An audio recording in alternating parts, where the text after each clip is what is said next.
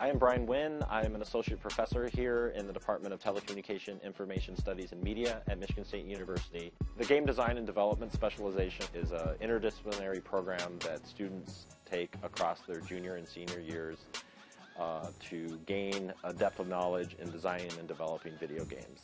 There's a natural collaboration representing artists, programmers, designers, and producers, which are the natural roles that you find out in industry.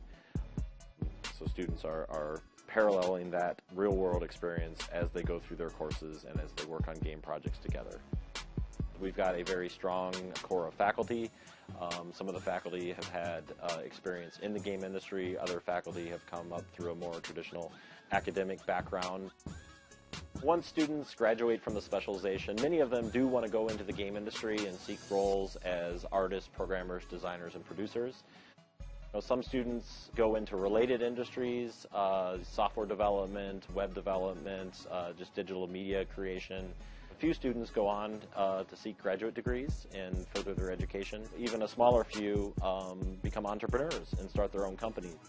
We try to have a strong partnership with industry. So part of that is the capstone course experience, which is the last course that students take in the game specialization. Students work on a 15-week project with an external company that essentially guides and mentors the students on their projects. In the last few years, the mobile game market has exploded, so the students have worked on a variety of iOS titles. We've worked with Scientifically Proven Entertainment, Pixo Entertainment, Kixeye, Stardock. And this last semester, students worked with Greater Play. My name is Casey O'Donnell. I'm an assistant professor here at Michigan State University. The Game Specialization Program is a collection of 4 classes that get taught across 2 years. I teach TC498, which is a game design and development capstone class. The reality is probably by the time the students have taken the 3 classes leading up to TC498, they know a fair amount about game development practice, right? And so 498, I don't tell my students, right, that the goal is actually to teach them all of those other things that they maybe haven't had as much time to work on.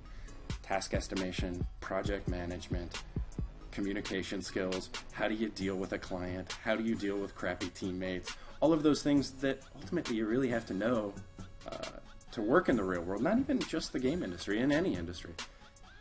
I think there are 2 things that stand out about Michigan State's program.